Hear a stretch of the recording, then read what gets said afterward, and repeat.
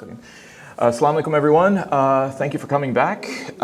With the time change, obviously, we are now before Maghrib, so it's still daylight outside.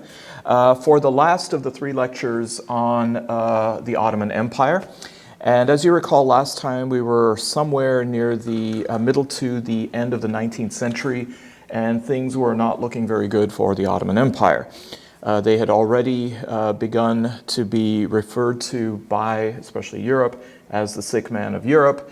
I suppose that's some consolation that the Europeans consider them to be part of Europe and not part of Asia completely.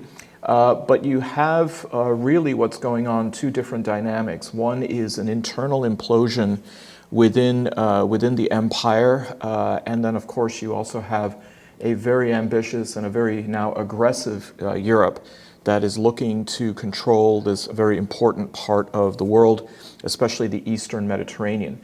For the British, it was especially important, as you remember last time, because of the building of the Suez Canal and creating a reduced and a fast-track way for them to link their empire from Great Britain all the way to not just South Asia, India, but also their holdings elsewhere, including part of Hong Kong and other parts of China, including Shanghai, Singapore, and then Australia and New Zealand. So a very vast empire, and the British were really intent on holding that.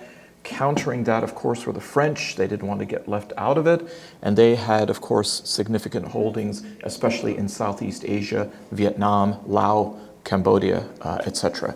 So this is what's called the Great Game. Colonialism, imperialism, particularly in the 19th century, as a way to fuel the Industrial Revolution. And Russia, which was the closest of the three European powers that was gunning for the Ottoman Empire, was just north at the Black Sea.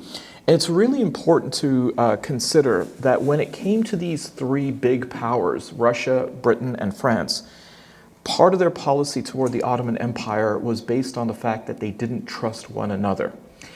The British did not want the Russians to win. The French didn't want the British and the Russians to win. The Russians didn't want the French and the British to win. And so what would happen was they were scared that if one of the powers won, it would tilt the balance of power among them. So it created what then was known as the Great Eastern Question.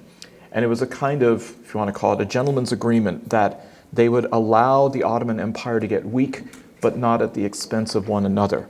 And so you'll see then during the 19th century, there were all kinds of wars that were going on versus the Ottoman Empire, but at various times, one of these or two of these countries were allied with the Ottoman Empire. One of these wars happened from 1854 to 1856. It was known as the Crimean War, dealing with the Crimean Peninsula in the Black Sea, which until recently had belonged to Ukraine, but then the Russians took it back just a few years ago because of its strategic importance. During the Crimean War, it was actually the Ottomans with the British and to a certain degree the French helping them out against the Russians. They wanted to try to go ahead and weaken and reduce the power and the potency of the Ottoman Empire, but not let it collapse altogether because, number one, they didn't want another empire to benefit, and number two, they really weren't sure that whether this would create a power vacuum. It's kind of like when a boat sinks under the water, it creates then a suction or a vacuum. So within all of this, and with the internal rumblings happening inside the Ottoman Empire, in the middle of the 1870s, you have Sultan Abdul Hamid II come into power.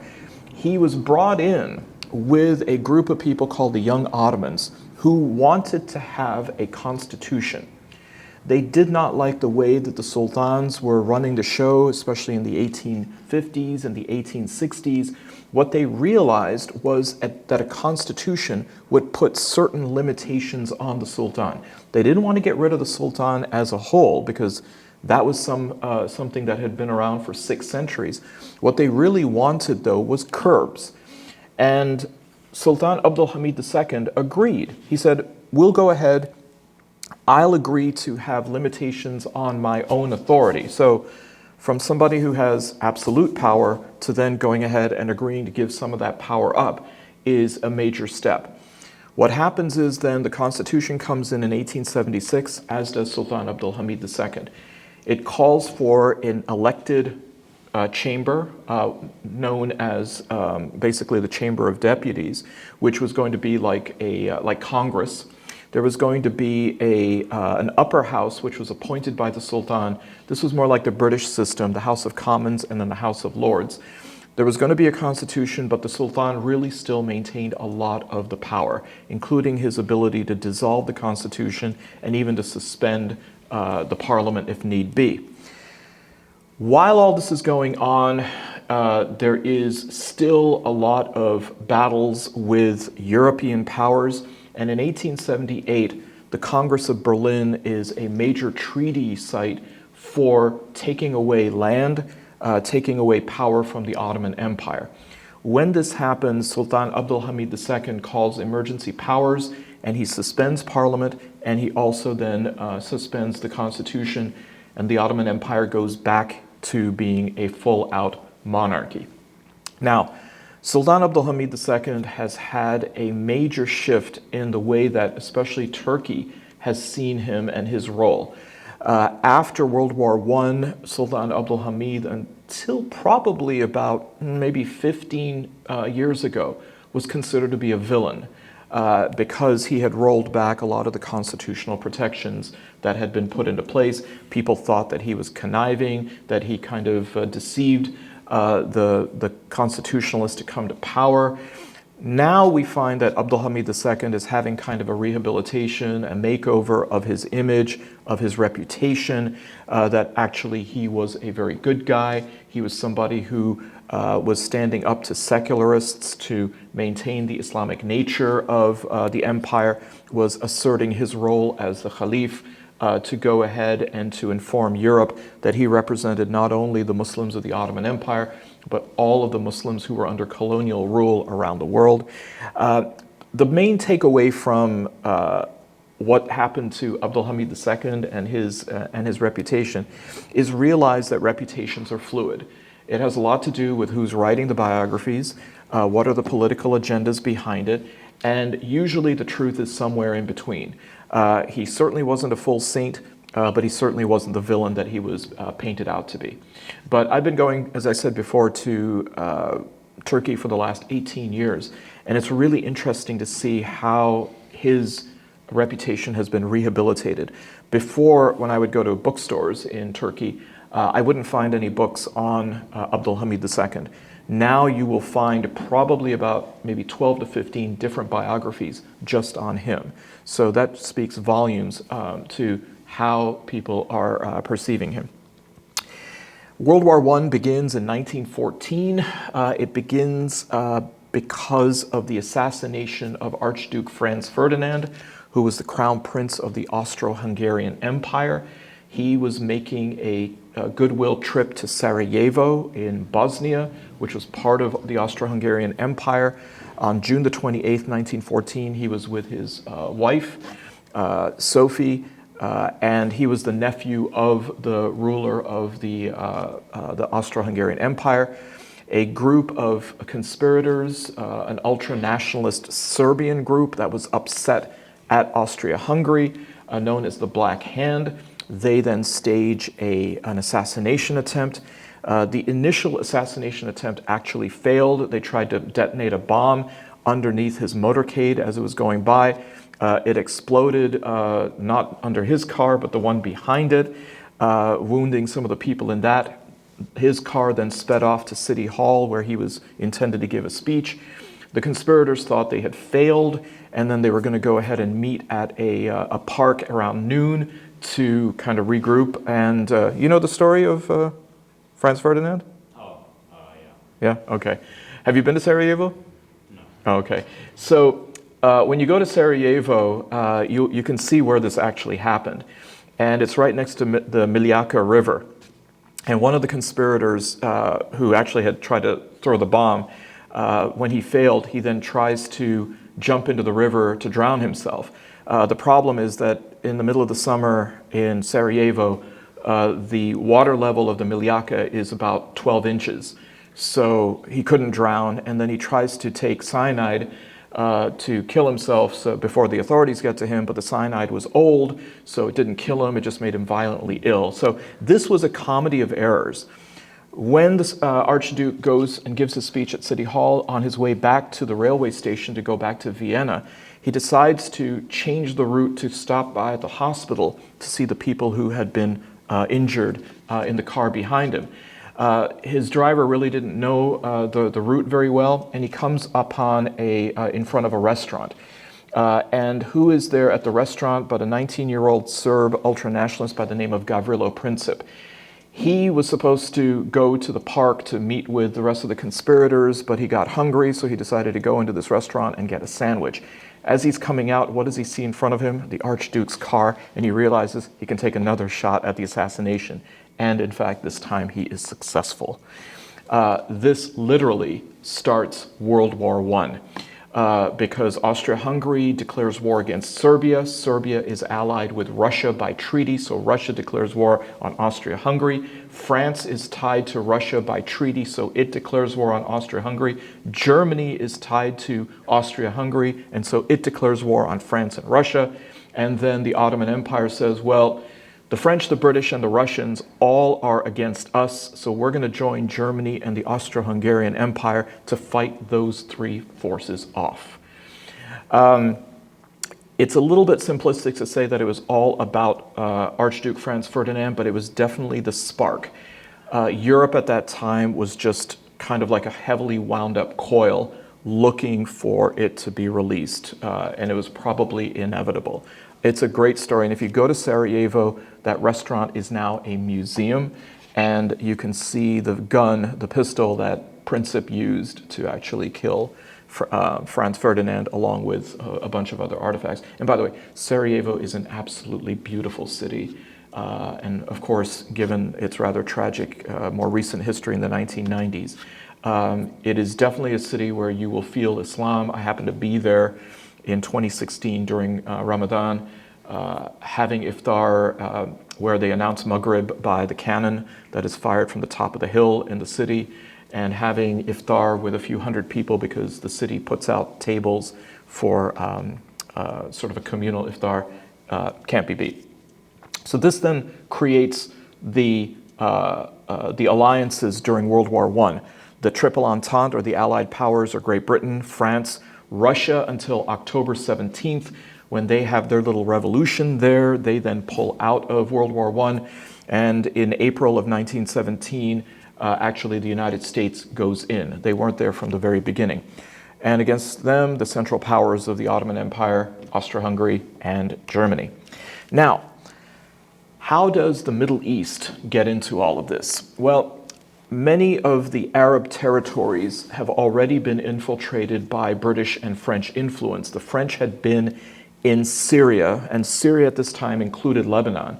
They had been lurking around there since the middle of the 19th century. They had made great alliances with the Arab Christian population there, trying to be their champions, be their walis, be their guardians, creating mischief, of course, and the British were also looking for a way to create mischief, because for them, their big goals were protecting the Suez Canal, and then also, starting in the early 20th century, oil in Iraq or Mesopotamia.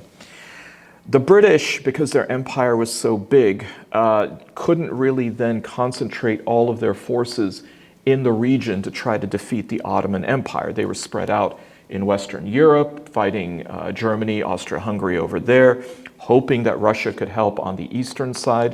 After 1917, that didn't happen. But they really wanted to make sure that the Suez Canal was protected. How to do that when it is still technically part of the Ottoman Empire, as well as the rest of the Middle East? The British strategy was always to get somebody else to do the heavy lifting, and particularly locals. Who in the local area could they then convince, persuade, encourage to launch a revolt against the Ottoman Empire? Well, right out of central casting, you've got Sharif Hussein, who is the governor of the Hejaz, Mecca and Medina. Now, Sharif Hussein has to then try to make the case to the British why he should lead this revolt. And by the way, the term Arab right now is still not that familiar to people. We consider Arab to be everyone from, say, Egypt all the way up into Syria, Lebanon, maybe even including Morocco and Algeria and Tunisia and Libya, basically wherever people are speaking Arabic. Back then, you have to remember that most people self-identified by tribe, by region, or as members of the Ottoman Empire. And if you ever see the 1962 classic Lawrence of Arabia, there's this great scene where T.E. Lawrence, who was a civil servant for the British from Egypt, is trying to then persuade the Arabs to revolt against the Ottoman Turks. He meets a chieftain by the name of Auda Abutai, who was of the Hawitat tribe, and he says, "You can help lead the Arab revolt." And Auda says, "I know this tribe, and I know this tribe, and I even know this tribe," who he was trying to hate on. He says, "I don't know what an Arab is." So it's important to understand how identity develops. So Sharif Hussein says, actually, I'm probably the best equipped to get all the tribes together under my banner. Why? Well, he was a member of the Banu Hashim. He could trace his lineage all the way back to the clan of the Prophet ﷺ. He was the governor of the Hijaz, and he said, I don't see eye to eye with the Ottoman Turks anymore, in part because he saw an opportunity. If the British can help kick out the Ottomans, he could then have an Arab kingdom for himself and his family. And as I said before, the British were only looking for somebody who could help. They couldn't tell one tribe from another, so he's making the sales pitch. Sounds good to them.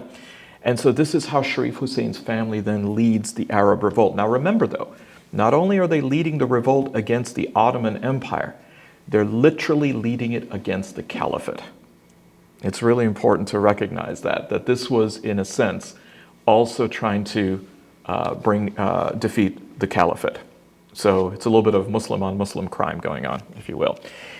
Sharif Hussein writes letters back and forth to the highest ranking British official in Egypt at this time, a man by the name of Sir Henry MacMahon.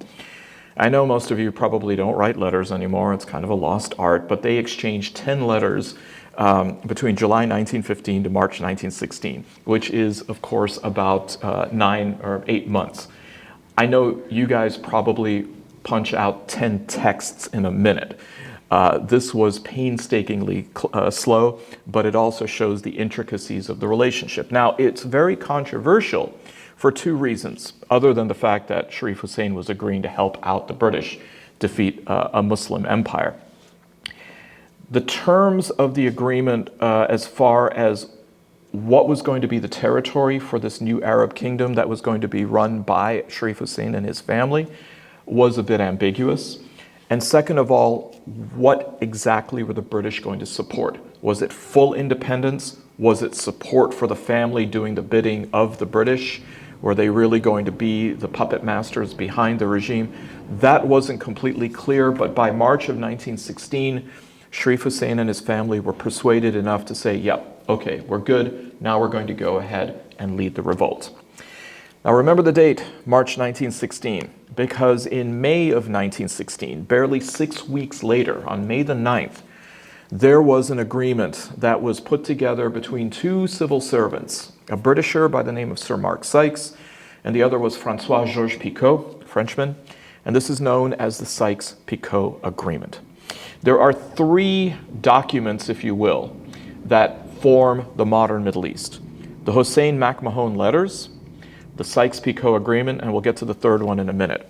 This was a secret agreement between the British, the French, and including the Russians on how to carve up the Ottoman Empire with the successful end of World War I. For the Russians, they didn't really care about the Middle East. For them, what they wanted was Istanbul. And they really didn't care about Istanbul itself. They cared about the Bosphorus, the waterway that connected the Black Sea ultimately to the Mediterranean. From the Black Sea through the Bosphorus to the Sea of Marmara, to the Dardanelles, down to the Aegean and into the Mediterranean, because this was the only warm water access for their navy and for shipping. The other two choices were Vladivostok out in the Pacific near the Bering Sea, which was way too far, and the other was through the Baltic Sea which takes forever to get around Denmark, Sweden, Norway, and then out into near the English Channel. Getting into the Mediterranean was really critical for the Russians to be players, and so that's why they wanted access through that. And the Ottoman Empire for centuries was able to basically keep them at bay. What this really was about was for the French and the British to carve up the Middle East. And what they were looking at doing was primarily for the British to be able to control their interests. So if you take a look there on the map, what the British were most worried about is in a way not necessarily the Ottoman Empire. They figured that they probably had that one covered. They really didn't trust the French.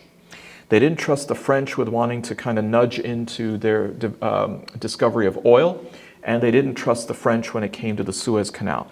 So the Sykes-Picot Agreement was essentially a compromise to recognize that the British interests were going to be intact, but also recognizing two things about the French.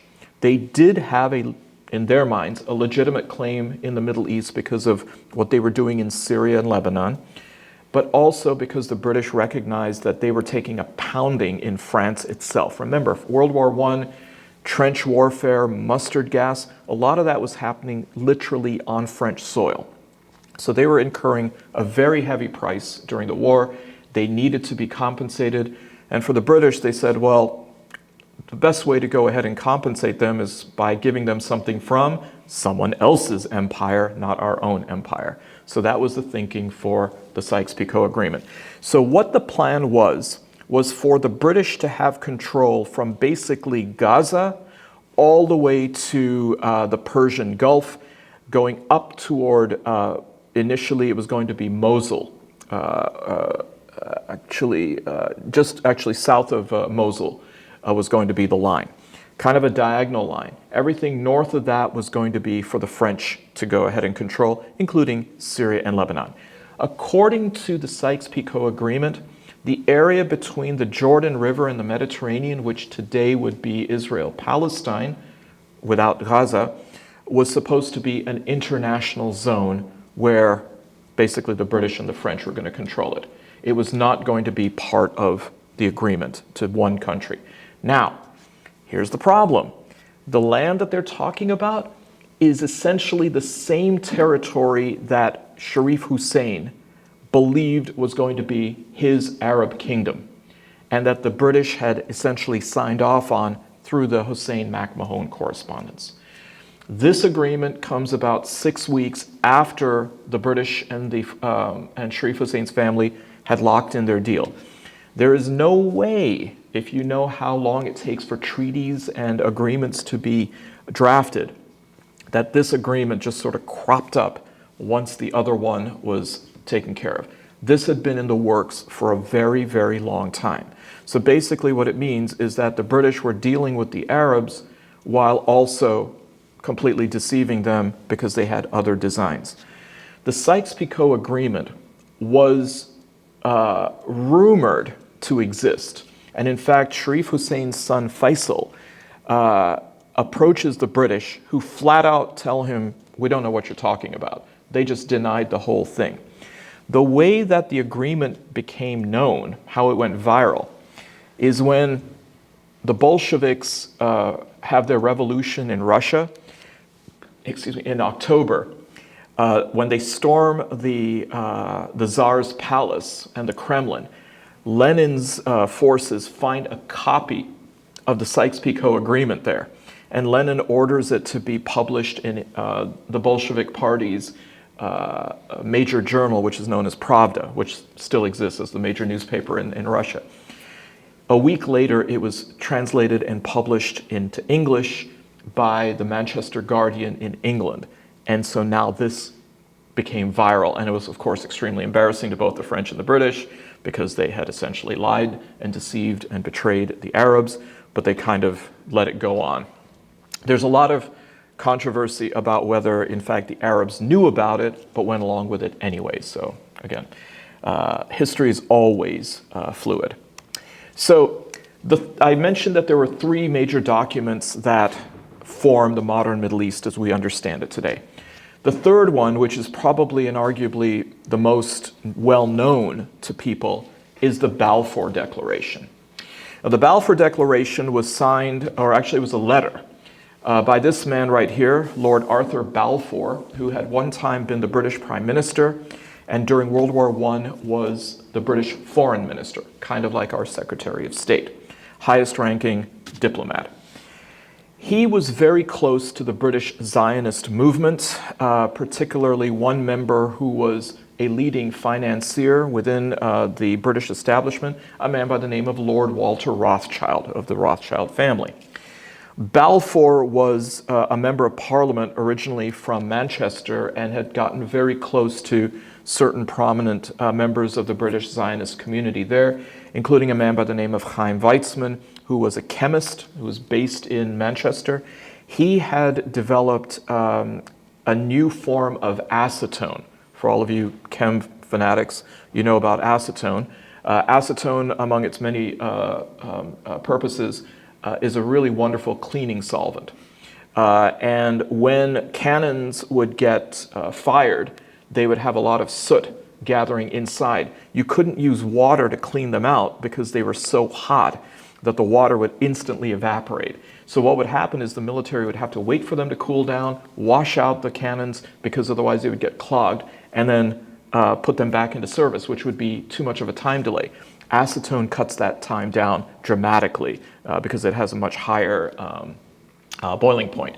And so Weizmann, of course, then becomes very, very popular to the British establishment because he had contributed heavily to helping the war effort.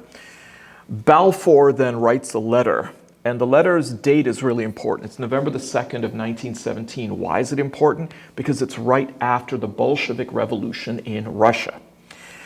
Part of the reason why the Balfour Declaration was written is because the British establishment was actually panicking that the Jews of Britain were going to then migrate to Russia, which was now the Soviet Union, and was going to then form the backbone of the Soviet Union and pose a threat to British and French interests around the world. That really wasn't going to happen, but it was certainly something that spooked the British enough for them to take the following action. Balfour writes a letter to Rothschild, and it's a very, very simple letter. It is very, very short. This is literally all the Balfour Declaration says. The key part after the pleasantries. His Majesty's government view with favor the establishment in Palestine of a national home for the Jewish people, and will use their best endeavors to facilitate the achievement of this object, it being clearly understood that nothing shall be done which may prejudice the civil and religious rights of existing non-Jewish communities in Palestine, or the rights and political status enjoyed by Jews in any other country. So let's unpack this because I think it's really important. Number one, Balfour does not say that the British are going to set up a Jewish home in Palestine. They said they will support or they will view in favor a national home for Jews. Whether that means a sovereign independent country is also left open-ended. And it is this kind of ambiguity that the British love to do because it left them with a bit of a parachute. They did the same thing with the Arabs. Because if anybody went up to them and says, well, you said that you supported an Arab kingdom. It's like, yeah, we support it, but we didn't say that you necessarily going to be fully independent. Ha ha. And this is what they were saying with Palestine as well with the Jewish national home. The second thing that's really important is a lot of people, they will see that first sentence and they'll stop there. Many people who are particularly pro-Zionist or want to claim that the British were the ones who supported the establishment of an independent Israel, they have it wrong.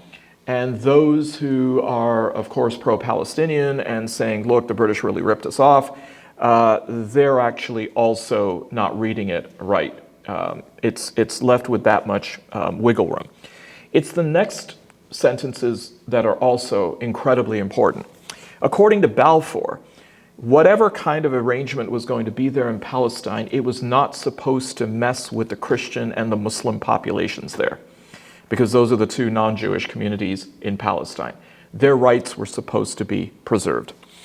And then the third part of Balfour, that this is not going to prejudice the rights of Jews living elsewhere. Now, why is that language there? Because Jews living in Europe, even prominent and prosperous ones like Lord Rothschild, didn't trust the British. There was a very strong suspicion that if the British were going to support a Palestinian homeland, there's no free lunches.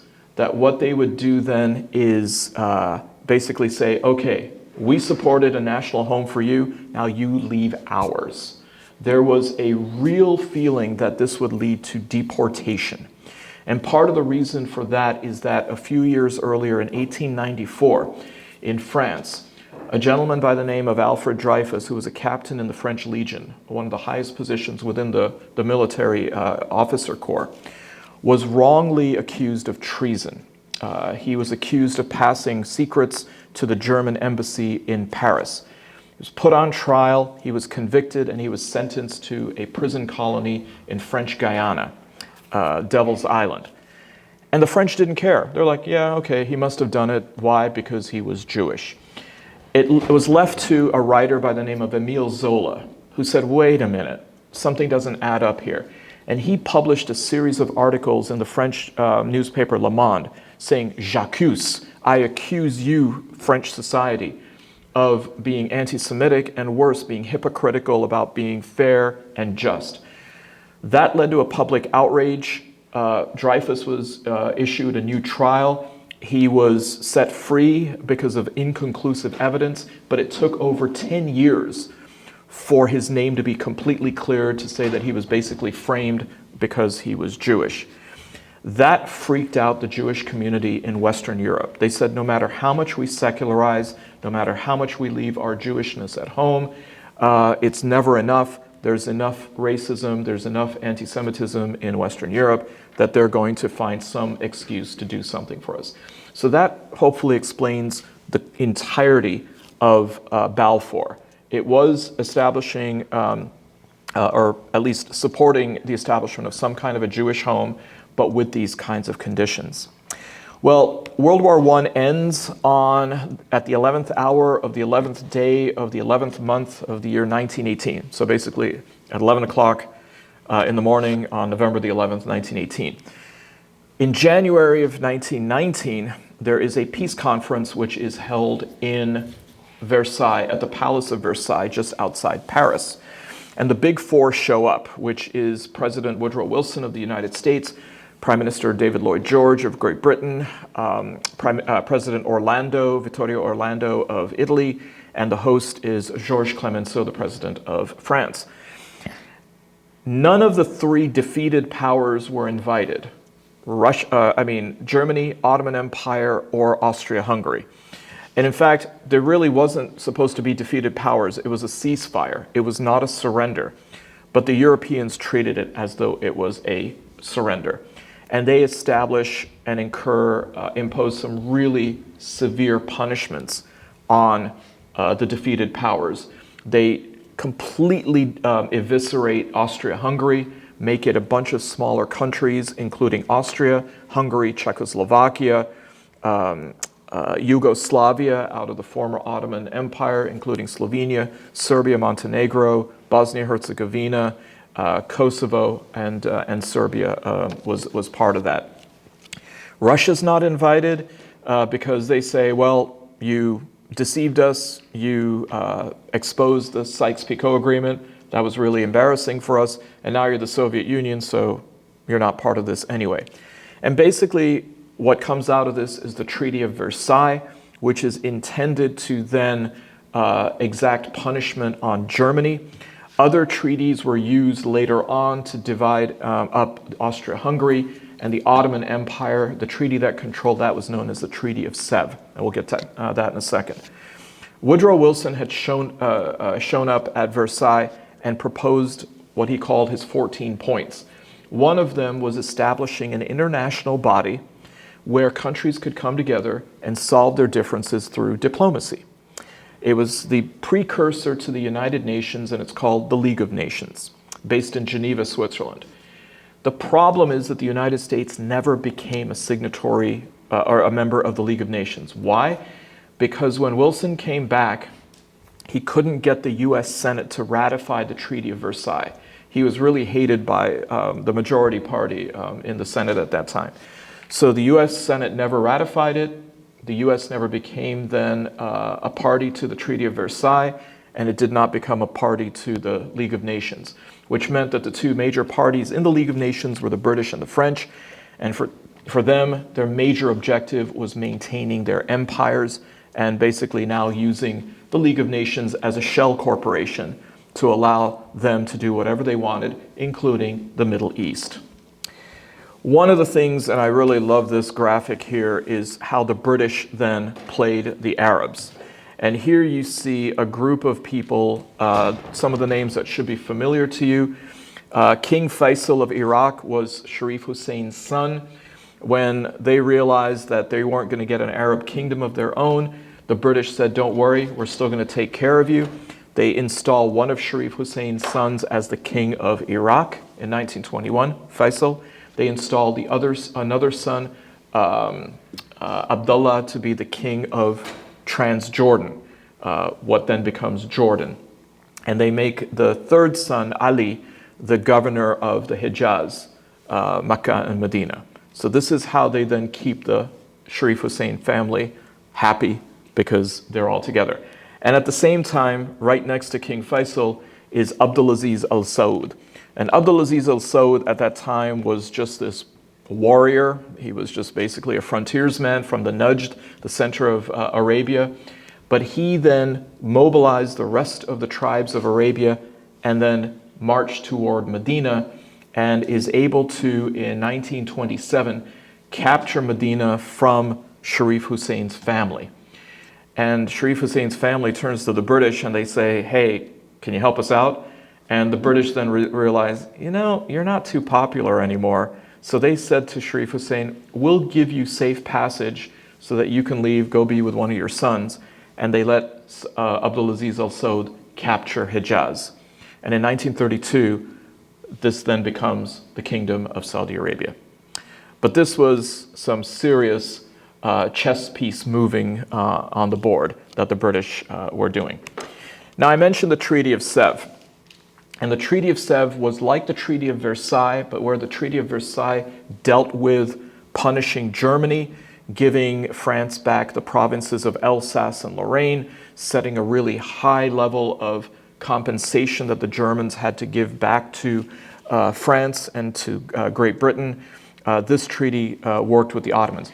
The Treaty of Versailles was so brutal on Germany that it caused their republic, the Weimar Republic, to collapse, and it created then the stage for a former German soldier to get agitated. He tries to give a bunch of speeches, one in 1923 in Munich. He is summarily arrested, put in jail. He writes his memoirs there, gets out of jail, and by 1932, he wins the elections in the German Republic, in the Bundestag, and then he is named Chancellor the following year, and he invokes emergency powers for him and for his National Socialist Party. This is Adolf Hitler, and the National Socialist Party is the Nazi Party. A direct line from the kind of punitive measures of the Treaty of Versailles to the rise of fascism in Germany. The Ottoman partition the Ottoman partition that's brought about by the Allied powers is really, really brutal. This is a map. The day after the Ottomans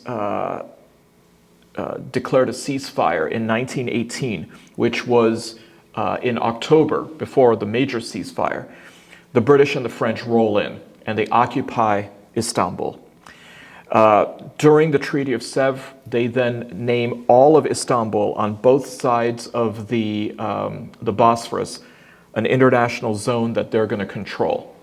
The area to just the west of Istanbul, the rest of the European side of the Ottoman Empire, they give it to Greece, which of course is a real humiliation because Greece had been once part of the Ottoman Empire, and the British and the French had helped them get independence from the Ottoman Empire in 1829. The other blue area that you see there on the eastern side of the Bosphorus, the southwest side of Anatolia, that also goes to Greece. You have another section in green, which is Italy, and then you have an independent Armenia. You have, according to the Sykes-Picot Agreement, there was supposed to be an independent Kurdistan. That never came to be. And then you see that kind of, I don't know what that color is, amber? Is that kind of dark yellow? Is that, okay. It's been a while since I've had my Crayolas. That area in the center, that's all that's left of non-occupied Ottoman Empire. Even Istanbul, where the Sultan Khalif is under occupation. So it's pretty brutal. The Arab areas are, of course, now subject to the mandate system, which the League of Nations implements. And this goes exactly how the British and the French were going to divvy up the land according to the Sykes-Picot Agreement. So here you see the British Mandate of Palestine, which then gets split in half in 1922. The area to the east of the Jordan River becomes Jordan, and the area to the west becomes Palestine. Notice the borders. These don't occur naturally. You don't see 45-degree angles in nature. Usually borders are determined by natural boundaries, or like you see out west, big horizontal and vertical lines like Colorado and Utah and all of those states. This was done by a couple of bureaucrats sitting in London and Paris, basically as a way to do two things: prioritize British and French interests, and also to create chaos in the region, which would allow for divide and rule. So it may not seem like a big deal, but generations old migration patterns for Bedouins, families, villages, literally just and arbitrarily split in half. This all happens as a result of this. So this is the British side, and then this is the French side. The French mandate of Syria includes Lebanon, and then it includes two large areas, the province or the state of Damascus, and the province or the state of Aleppo. Those two are Sunni majority. In the south is Jabal Druze for the Druze, and that purple area is known as the Alawite state, which is the Shi'i minority community, the Alawite or the Alawis. This all then becomes the French mandate of Syria. So just to show you then how and what happened to the Ottoman Empire at its largest size in 1672, this was the Ottoman Empire. And by 1920, this is basically what's left of it. So just from there to there, all right? Quite a shrink. There was a movement during the First World War, and it was actually a movement that was led by Indian Muslims called the Khilafat movement. They wanted to preserve the Ottoman Caliphate because they believed that after World War I, it was now under threat. With the way that the Allies, the Europeans, were treating the Ottoman Empire, they were genuinely worried about what was going to happen to the Caliphate. And in fact, Mahatma Gandhi even supported the Khilafat movement. He said that this would be a good idea as a way to push back on European influence, and the Indian Muslim League did the same. One of the biggest supporters of the Khilafat movement was a senior member in the Indian independence movement known as Abul Kalam Azad, also known as Maulana Azad. He later on goes to become one of the most prominent members of the Indian National Congress. And when there is independence of India and the partition of the Indian subcontinent, he stays in India. He was vehemently against the foundation of Pakistan, and he was also personally against Muhammad Ali Jinnah, the founder of Pakistan. Ultimately, though, the Khilafat movement collapses in 1922 when Turkey emerges from the ashes of the Ottoman Empire. There is now a newfound promise that the help of the rest of the Muslim Ummah may not be needed.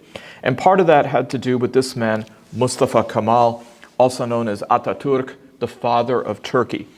He had been a war hero in 1915 in what is known as the Gallipoli campaign, which was a really brutal military campaign to protect the inlet to the Turkish Straits. The Turkish or the Ottoman soldiers were up on the high ground, and they were able to then fight the British soldiers. And of course, it wasn't just the British soldiers, they were from the British Empire. So a lot of Indians were there, a lot of Australians and New Zealanders were there, a lot of Canadians and people from Newfoundland were also there. They did most of the fighting, and hundreds of thousands of soldiers lost their lives at Gallipoli, but the British held it, the Turkish held it, and Ataturk emerged as a war hero from that. When the war ends, there were a lot of ex-soldiers from the Ottoman army who are now sort of in disarray. They're also having to deal with the humiliation of the Ottoman Empire being a defeated power. They feel as though the Sultan is really ineffective. At best, he's powerless and helpless to do anything against the European occupation of Istanbul. And at worst, they suspect him as being a collaborator with the Europeans. Kemal then goes ahead and organizes all of these small militia groups of ex-soldiers into a national army. And he then declares that the government in Istanbul is no longer the government of the Turkish people. How can it be if it's under occupation? And so he then declares that there's going to be a new government and there's going to be a new capital. And this is going to be in the very center of Turkey, in the Ottoman heartland, an area that is still unoccupied by European forces, and that is Ankara, which of course is still the capital of Turkey to this day. They go ahead and establish a new parliament, an assembly, and they make the declaration that Turkey will no longer be governed by the Sultan in Istanbul. He no longer represents the Turkish people. On November the 1st, 1922, a major parliamentary decision is made. They separate the caliph from the Sultan. Since the 16th century, that had been two hats or turbans worn by one man. Now they separate it, and then they dissolve the sultanate. They say, we're done, we no longer need it. He keeps the caliphate in place and in fact appoints a new caliph. The last caliph is Abdul-Majid II. Abdul-Majid II's daughter then marries the son of the Nizam of Hyderabad, Mukarram Jah, for many of you who are familiar with Indian history. And then Ataturk does something else. He takes on all the European occupiers and starts chucking them out of Turkey. He forces out the Greeks, and they're really upset. And a strange thing happens. Some of the Europeans now develop respect for Ataturk and for the Turks. Partly this was due to the fact that one of the declarations that the new Turkish parliament makes is saying we have no interest in taking back territory that the Europeans have taken from us. We will declare Turkey to be that area which is where there's a Turkish majority, but we have no interest in retaking Arab territory. And that is a major sign of relief for the Europeans, because Ataturk says, I'm not going to go after that territory, so they realize he's no longer a threat to them. As a result of that, they then are willing to give Ataturk and Turkey a lot more deference. Ataturk then attacks Armenia, and the Soviet Union attacks Armenia from the north, and they split Armenia into two. Lenin takes part and makes it the Armenian Soviet Socialist Republic, which then becomes today, after the fall of the Soviet Union, Armenia. And the territory that Ataturk takes gets absorbed into eastern Turkey. When this happens, Lenin tells Ataturk, yeah, you know those centuries of fighting between the Ottomans and Russia? Well, we're no longer Russia, we're the Soviet Union. We no longer have these strong ties to Greece. You can kick them out. You can do whatever you want with them. And so this green lights Ataturk, realizing that he doesn't have to worry about Europeans coming in and helping defend the Greeks. So he kicks out the Greeks, and now what happens is Britain steps in and says, we're going to moderate and mediate a peace conference between you and Greece. And so they agree to meet in 1922 in Lausanne, Switzerland, which is about a 45-minute train ride from Geneva. And at the Beau Rivage Hotel, they signed what's called the Treaty of Lausanne. If any of you go to Geneva, take the train to Lausanne, and you can go to the hotel and you can ask, and they will take you to the ballroom where the treaty was actually signed. It's really, really cool because they have photographs up on the wall of it. There was actually another very famous treaty that was signed there in 2015, and that is the JCPOA, the Joint Comprehensive Plan of Action, also known as the Iran nuclear deal. It was signed in the same ballroom as the Treaty of Lausanne. The Treaty of Lausanne, which is now going to expire in 2 years, formally recognizes Turkish sovereignty over the territory that it had declared independence over, which is the modern Republic of Turkey. And it recognizes its not only sovereign rights, but agrees to an exchange of populations. Greeks are now forcibly sent to back to Greece, and Turks, if they want, can then go to Turkey. Except there is one part of northern Greece where there is still a strong Turkish Muslim population. And according to the Treaty of Lausanne, they were allowed to go ahead and maintain the use of Turkish or Ottoman law. And so there is a place in the European Union, because Greece is part of the European Union, where Sharia law is actually formally recognized. And that's there. So another little tidbit of information. So it's important to recognize also that the Treaty of Lausanne was the only time that a defeated power of World War I was able to not only renegotiate the terms of the treaty that imposed punishment on it, but also get formal recognition of its own sovereignty. So that was rather remarkable. And part of it is because the Europeans recognized that Ataturk was going to focus on Turkey from here on in. But if you take a look here on the map, you can see the total of all of the different kinds of occupation by Europeans. In blue, you've got French occupation, Morocco, Algeria, Syria, and Lebanon. In green, in Libya, Italy. The British in that amber colored.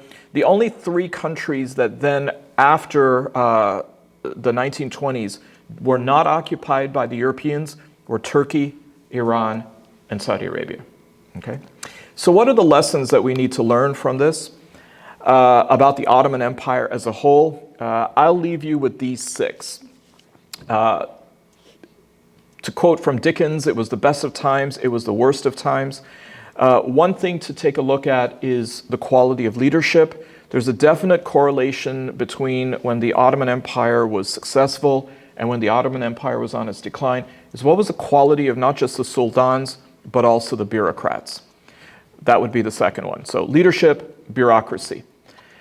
The ability of the Ottoman Empire when it was doing well compared to when it wasn't was a function of how well or not it could adapt, how well or not it could evolve, and how well could it stay vigilant to things that were starting to change.